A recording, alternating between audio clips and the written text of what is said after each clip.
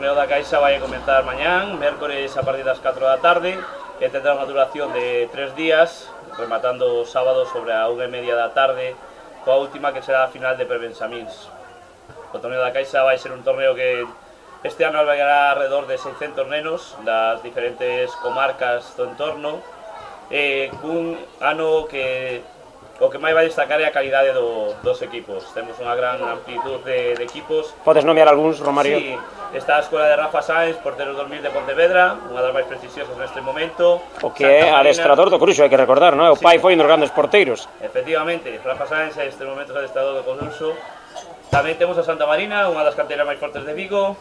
Acompañarán o Sárdoma, tamén, outra canteira forte que tamén acompañará este ano. Ao cal estás tú vinculado, tamén hai que decirlo, non? Sí, eu ali entreno Sublir Galega.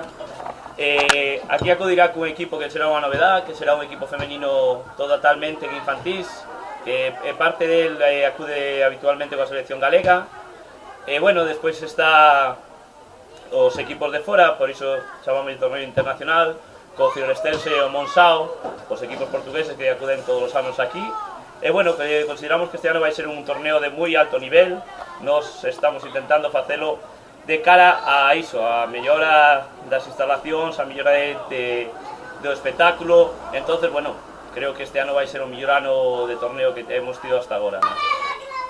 Bueno, pois aquí nestas instalacións, Coto Torrón, modélicas, neste século XXI, como poden comprobar, o céspede artificial, como ven sendo habitual en varios campos de fútbol xa de toda a xeografía española.